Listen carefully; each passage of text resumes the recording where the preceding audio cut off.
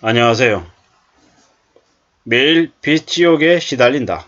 코로나에 유황일 끊기고 은행 대출 막혀서 사채로 사는 매우 힘들고 어렵게 지내는 이들에 대한 이야기를 해볼까 합니다. 무서운 얘기입니다.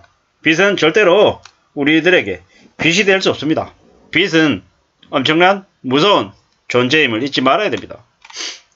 4,500조 부채 부메랑이 돌아온다고 합니다.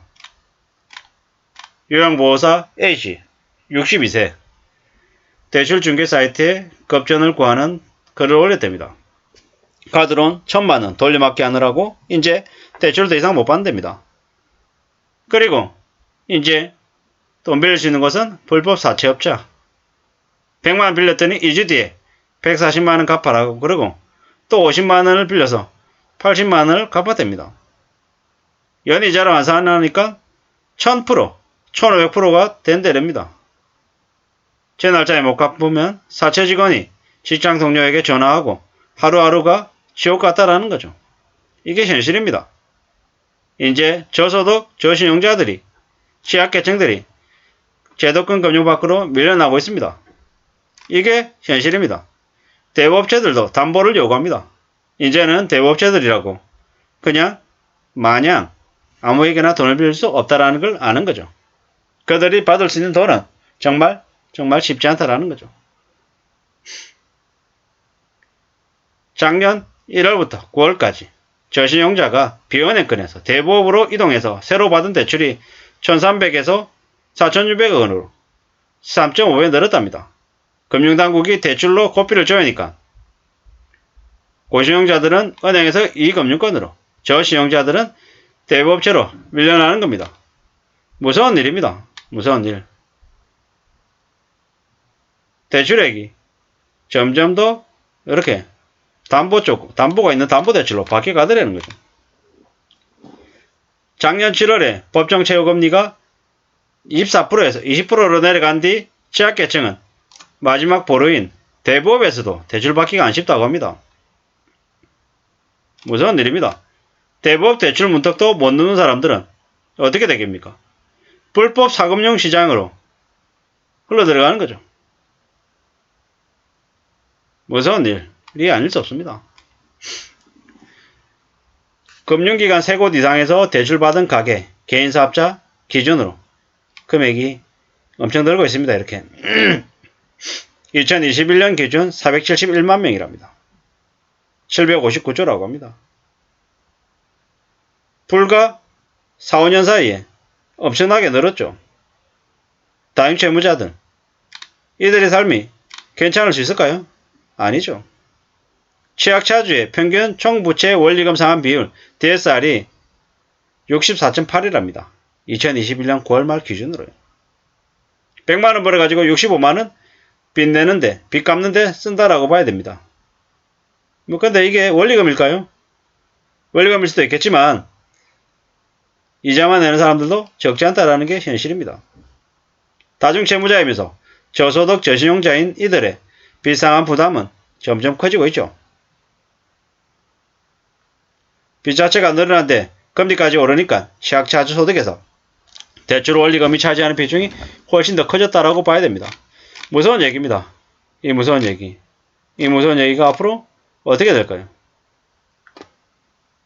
취약계층들이 제대로 살아갈 수 있을까요? 제대로 못 산다고 저는 생각합니다. 그리고 그들이 살아간 삶이 절대로 괜찮을 수 없다라고 봅니다. 과거에도 그랬답니다. 우리가 잘 알고 있는 조선시대에도 세종대왕이 최고의 성군이라고 불리지만 노비를 전체 백성의 절반으로 확대해서 조선이 노비의 생산을 착취하고 수탈했던 노예제 사회였다고 합니다. 조선왕조 500년 동안 경제성장률이 0%였다라고 합니다. 백성의 평균 수명이 30대 후반에서 40대 초반, 조선왕조차 평균 수명이 40대 중후반이었답니다. 왜냐? 가장 못살고 거지가 많고 부패한 관료 아전들이 행포가 너무 심해서 중인들이든 상인들이든 제대로 재산을 모을 수가 없다라는 거죠. 막장이었죠. 막장. 뭐 이래저래 조선시대 때 보면 상상을 초월하는 가난함과 그 사채놀이가 엄청났다라는 거죠. 이게 가계부채였다라는 거죠.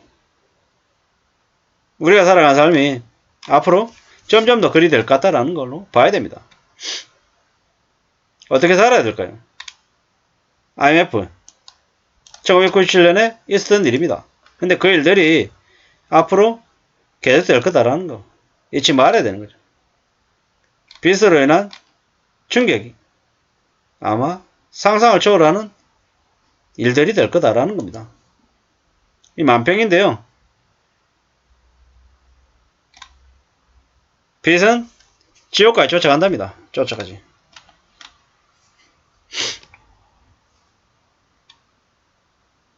나라 부채가 1700조, 1800조를 넘어서고 있다라고 하는데 이게 무슨 일인가 싶은 거죠. 빚은 지옥까지 쫓아간다. 빚이 절대로 없어지지 않는다라는 얘기입니다. 무서운 얘기입니다. 앞으로 고금리 지옥문이 열린다는 거죠. 이걸 어떻게 받아들여야 될까요? 2021년 11월 뉴스입니다. 기준금리 1%, 제로금리 시대가 막을 내렸다 어쩐다는데 지금은 2.25죠. 8월 달에 0.25% 올려서 2.5%까지 간다라고 봐야 됩니다. 그러면 작년 11월하고 비교했을 때 이자 부담이 어떻게 됩니까? 기준금리 수준으로만 해도 2배 많이 늘어나는 거라는 거죠. 절대로 쉬운 게 아니다라는 걸 잊지 말아야 되겠습니다. 상상을 초월하는 대충격이 벌어지고 있다라는 거죠. 빚을 누가 대신해 줄 거냐? 대신해 주는 일은 없다라는 거죠.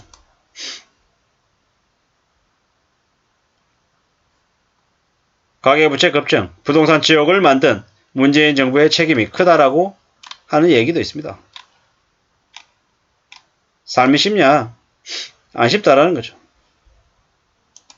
눈덩이처럼 난 부채 때문에 무슨 얘기가 있습니까? 월급까지 가버려야 되는 상황들도 벌어지고 있더라는 거죠. 이게 현실입니다. 이게 상상을 초월하는 대충격이죠. 어떻게 살겠습니까? 어떻게 저랬다가는 아마 제대로 못 살 것 같은데요. 너무 무서운 얘기입니다. 살아가는 삶이 절대로 쉬운 게 아니라는 거죠.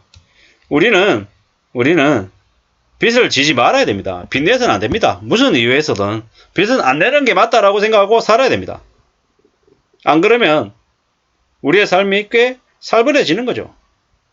좀 극단적으로 얘기하면요. 지금 현재 4%대의 이자를 내고 있는 사람이 2022년 12월 말이 되면 6%대의 이자를 부담하고 있을 겁니다. 그리고 내년이 되면 8% 이자 부담을 하고 있을 거고요. 평균 말을 쓰면 평균을. 그러면 올해 지금 4%대, 연말 되면 6%대, 2023년 내년에 8%대, 그 다음 년도는요. 이자 부담 그냥 평균 10%대, 12%대.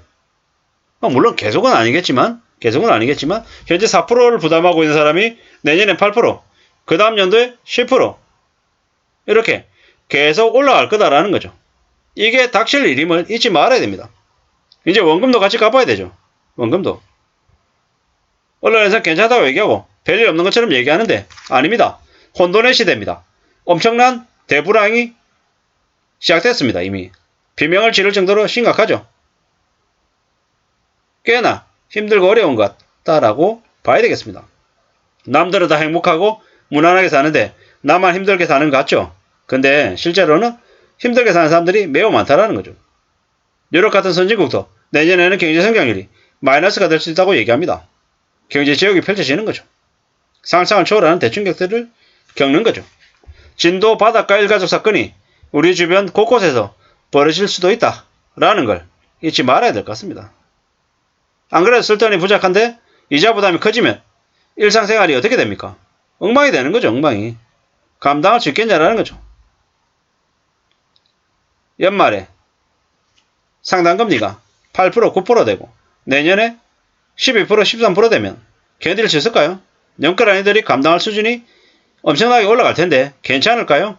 대금 올라가고 아마 쏟고 쏘기는 온갖 복마전이 벌어질 것 같습니다. 빚 내면 인생 끝나는 거죠. 예전에는 10년 빚 내면 매월 내는 이자를 부채로 인식했지만 이제는 10년 전체 원금하고 이자 전체를 부채로 잡는다고 합니다. 세상이 바뀐 겁니다. 빚을 내면 산다는 건 인생의 답을 먼저 없애버리는 거하고 같다라는 겁니다. 앞으로 4년간, 5년간 계속해서 이자는 오른다. 절대로 쉽게 벗어날 수 없다라고 말씀드리겠습니다. 지금은 1997년에 IMF 때보다 상황이 비슷한 게 아니라 더 안 좋다라는 걸 잊지 말아야 될 것 같습니다.